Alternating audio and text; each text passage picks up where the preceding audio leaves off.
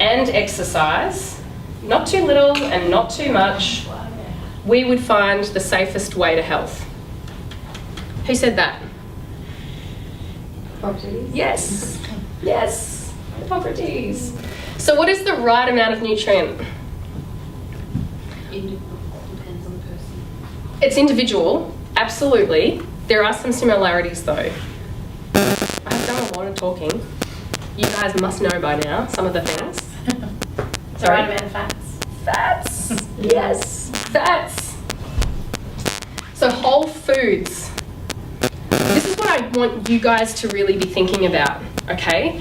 Dermavigils is communicating the importance of using real ingredients, right? Not chemical crap, real stuff.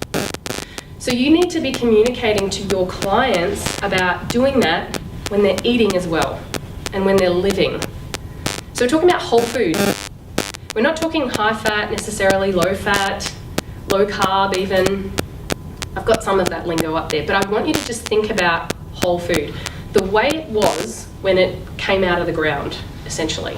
And the closer it is to the way it came out of the ground, is the healthier it is. Okay, and that's really what we're trying to communicate, and that's what we believe.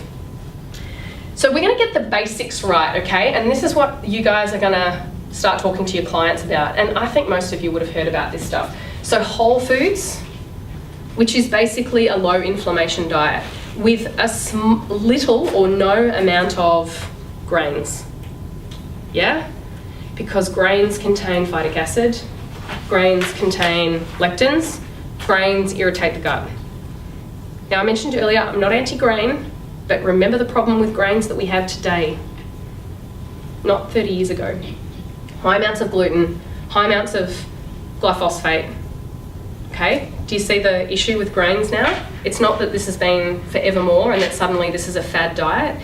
It's because we've messed up our food. This is the problem. So we want to do a low grain, which means that it's generally going to be lower carbohydrate. Primarily whole fruit and vegetables, meat with all the fat on. Chicken skin, roast lamb crackling, pork fat if you're into that. So good. And that's really important to balance your blood sugar levels so that you keep your energy maintained through the day. So you can communicate that to your clients, right? Can I? Yes. You might want to answer this later, but if you're going to tell somebody that eats a bowl of Special K with milk on it every morning not to do it, then what's their alternative? I get that question all the time, and coming from a bowl of cereal lifestyle that I had before I got diagnosed with celiac disease, the thing that I recommend to my patients constantly, I actually don't do diet plans anymore. I started off writing these extensive diet plans for everybody and spending a lot of time trying to work out what they would like and not like, but it doesn't really work. What you need to work out is what you really like when you're eating dinner. My favourite is the lamb roast. It's like my ultimate favourite dinner. What's your favourite dinner? Lamb roast probably, like roast veggies and yep. Yep, stir fry maybe some fish and salad, maybe a frittata. Yeah, that's kind of stuff that we're eating for dinner, right? Piece of meat, a grilled piece of meat and some sautéed vegetables or something like that. And eat it for breakfast. And that's what Steph and I do. Can I ask, what do Yes. you think of like rice milk and soy milk and all them other kind of Not much. alternatives? Yeah, it's like water. I don't think much of it. And the biggest problem with rice milk is that it's very high in carbohydrate. It's like drinking a soft drink. What about almond milk? So the nut milks are slightly different. There are some problems with nut milks. Like how would you feel if you drank or ate 250 grams of nuts in one sitting? Like most people wouldn't eat, or they'd come close maybe, but you probably wouldn't eat that much. Not because you shouldn't necessarily, but people just they don't feel like they can eat that much. So if you can apply the same rule to milk, and that's actually probably a rule that I would use with regards to fruit juice as well. So if you need 5 oranges to make a glass of orange juice, you're consuming 5 oranges. Yeah. So nut milks, look, I use nut milks, but what you actually need to do, and I think, you know, for you guys, you can start to implement this stuff yourself, because then you really start to experience the benefits and it's easier to communicate to people. You have to actually step away from the idea of eating or drinking milk.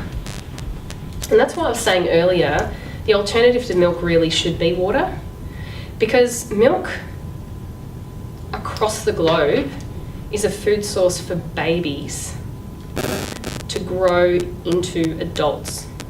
A baby calf into a cow, a baby sheep into, or a lamb into a sheep, a baby kitten or a kitten into a cat. That's what milk is for. We're actually not meant to continue to consume it. I actually have a big problem with the new toddler milks that are being advertised. I have a big problem with it because it's marketing BS that Simone was talking about earlier. It's communicating that our kids should rather eat milk than eat food and drink water. And if they have teeth, they're ready for food, right? So if you start to change the way that you think, actually you find that you don't need that much milk. And actually it really just becomes an additive to other stuff that we're making because we're trying to make our diet interesting. Like you want to make a grain-free pancake and you need to put some milk in it because it helps to mix it up, you know. That's kind of how I would use it. Soy milk is a bit of an issue because it contains nutrients that block iodine. Don't soybeans mimic hormones? Yeah, look, there's mixed research on the hormone thing with soybeans. There has been some really good research to suggest that soybeans can be useful where there's been hormonal imbalances. There's also some research to suggest that it's not so good. I really think that when it comes to grains and beans, we should eat them the way that our forefathers ate them from the beginning of human history, whenever that was. And so traditionally, before we had technology, before we had machines and refrigerators and, you know, machines to grind up grains and that kind of stuff, what did we do with them? Like, let's just think about that for a second. The nomadic man. Let's think about the nomadic man. Like even our Aboriginal people, how do they eat? They would walk a lot. And they would roam and they would be looking for food and they would harvest what they came across. They would hunt occasionally. I don't know about you, but if I came across, say, a wild grain, it wouldn't look too appetizing to me. Like, have you seen a grain? Have you seen what it looks like? It's a big long grass, right? And it's got these little grains sitting at the end and they're like hard as a rock. If you tried to eat them, you'd probably break your teeth. So if I was a nomadic man, I probably would pass that one by and move on to the big sweet potato that's sticking out of the ground. And I'd probably pick fruit and berries and nuts and seeds. I'd probably go for that stuff first. Now, if I was starving, I might take those grains and hold on to them. And if I got really desperate, I might like crush them up maybe and mix it with a bit of water. Still probably wouldn't taste very nice. Might have to leave it overnight. And so now that process is called fermentation, which is becoming incredibly popular. Why? Because it breaks down the proteins in the grains to make them easier to digest. So it's changing the way that you think about food and the purposes that it serves. Does that answer your questions? Yep.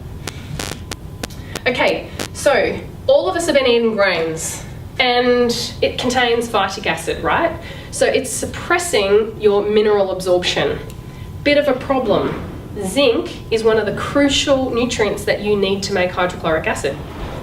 That's the acid in your stomach that helps you break down food. So if you've been eating a grain-based diet, over time your stomach acid is going to be suppressed. Which means that if you eat meat, for example, you might have a bit of a hard time digesting it. Have you ever heard that before? Oh, I don't eat red meat anymore because it doesn't make me feel very well. Oh, I don't eat meat red anymore because it gives me a sore tummy. I don't eat meat anymore because I'm always exhausted after eating it. That's probably because they can't digest it. So that's what we need to do here. First thing, stimulate hydrochloric acid. One of the best ways and one of the easiest ways to do that is the old lemon water in water, or lemon in water. The other way you can do it is apple cider vinegar. What I would say is both of those things will strip the enamel from your teeth. So just be sure that you rinse afterwards or drink it with a straw. But that's the easiest and cheapest way. There are some other stronger ways, and we do use some supplementation in our clinic if we're having some problems with clients stimulating hydrochloric acid, but you guys can do this easily. So in winter, use apple cider vinegar when the lemons aren't available. In summer and spring, use the lemons. How often would you recommend for clients to do that sort of thing? Sorry? How often would you recommend? Daily. At least daily, and ideally before every meal. Before you're about to eat. Often people who just start doing that first thing in the morning, particularly if they have a bit of a slow appetite in the morning, it's a bit slow to go in the morning, have apple cider vinegar or water first thing on waking, and within a couple of hours you'll start getting hungry. And if it doesn't happen the first day, it may take a little while. It might just give you an indicator of how low your stomach acid is. Good thing is it speeds up your metabolism. So if you're interested in losing weight, lemon water is the way to go. Okay, allergenic foods. I think I've banged on about it quite a bit. Gluten, dairy, trans fats. So most of us have associated bad food or fatty food with things like pizza and hot chips and that kind of stuff. Actually, the fat in it is something called trans fat, and it's not real fat. It's not the good, healthy, saturated fat that we get from whole foods. That is definitely a problem. Definitely. The research is really clear on that. So you want to avoid those things. It's where things are being fried a lot of the time. Baked goods like biscuits and cakes and that kind of stuff.